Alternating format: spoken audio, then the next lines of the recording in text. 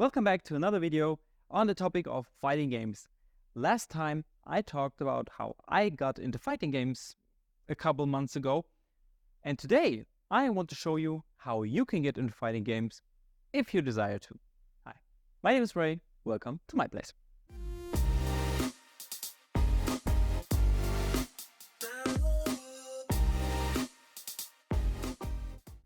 So you want to get into fighting games, you want to join the FGC. Let me help you with this. The good thing about fighting games, there is something for everyone. And that's step number one, pick a game. Looking for a fighting game that you might be interested in is not as hard as it might look. I know there's a big variety, but you only have a couple of big popular franchises that I would start with. The big ones are Mortal Kombat, Tekken, Street Fighter, Guilty Gear, and King of Fighters. So ideally look into the most recent games of those named franchises, look at gameplay and see, it's very basic, what looks the best for you. Because the first thing you have to know is if you want to stick to a fighting game, if you want to have fun playing a fighting game, you gotta love the style. For example, I play Tekken, Guilty Gear, and Street Fighter. Tekken because I knew it for a lot of years. I'm very familiar with the game, with the different game mechanics and the 3D nature of the game. Guilty Gear for its over-the-top, very fast-paced anime-style gameplay, and Street Fighter 6 that I picked up most recently because of its very cool visual aesthetic. But maybe you are into very violent and gruesome and gory gameplay, so then Mortal Kombat is most likely the franchise for you. So I would recommend look at gameplay from all those big franchises and decide to pick one up. Maybe wait for it to be on sale if you're not really sure, or maybe play a demo if there's one available, and then you will see what fits your visual and aesthetic needs. So you picked up a game, let's say for example you picked up Street Fighter because it looks very nice. It's also kind of fast-paced and you know it from the past, for example. So what's step two? You pick a character. How you do that? You pick the one that looks the coolest to you. And it is that simple. You can also look at gameplay from different characters, or also, if you already bought the game, just jump into arcade mode, pick a character and press some buttons and see what the character is doing. Look at other players playing this character and see what moves you like. Because if you want to dedicate a certain amount of time learning a game, you better like the character. And that's a good thing about fighting games because they're most of the time very, very diverse and they have different fighting styles and maybe you have some sort of connection to that character. For example, in Tekken, I main Warang. In Street Fighter 6, I main Juri. Why do I main them? Because I like very fast and flashy kicks, because both characters have Taekwondo as their fighting style and I have a background in Taekwondo myself. I'm a black belt, by the way, so naturally I have a certain connection to those characters. If you're a big fan of wrestling and love big muscular grapplers, then in Tekken, King is maybe a character for you, or in Street Fighter would be Zangief. So how much you love the character and their fighting style will carry you through all the hardships, learning the game, different moves and combos.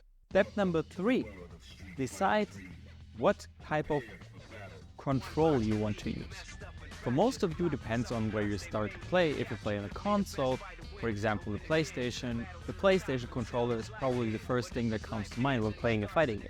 And that is totally fine. There are other options, for example, very specific fighting game dedicated controllers. There are arcade sticks and hitboxes, and some people even play on a keyboard, but I would recommend to stick to your regular controller that you have right now, that you are already familiar with holding in your hands, because the last thing you want to focus on while learning to play the game is to learn a new type of control.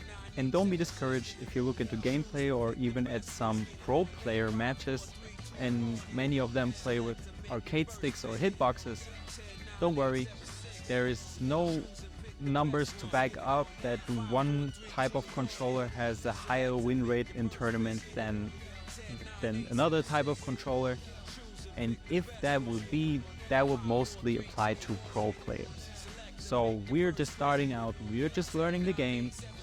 pick a controller that you're comfortable with, that you already know where certain buttons are, and then you can focus more on the actual gameplay and learning the character. That leads us to step number 4, play the game. So you pick your character, now you jump into the arcade mode, for example, or into the training mode, depends on how you want to proceed all this.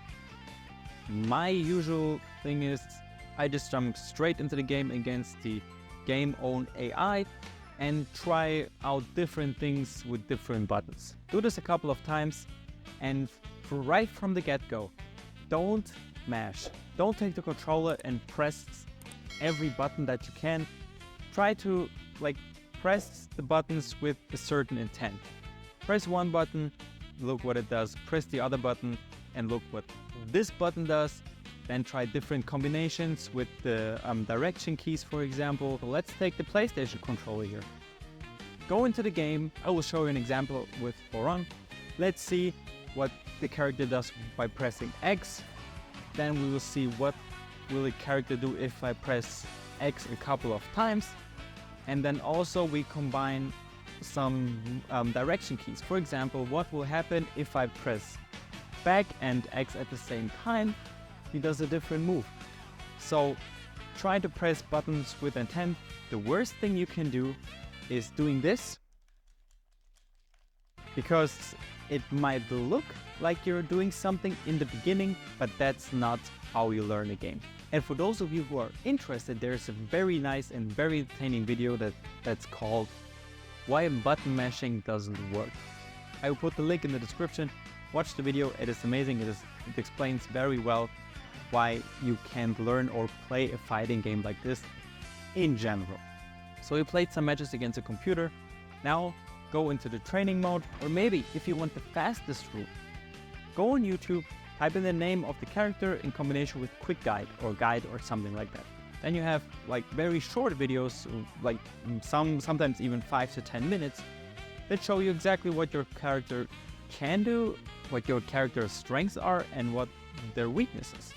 That will take out a lot of the guesswork, a lot of experimenting yourself, and you will learn much faster. And it also will give you certain tools for your character that will make you succeed faster in games against real opponents. And that leads us to step number 5.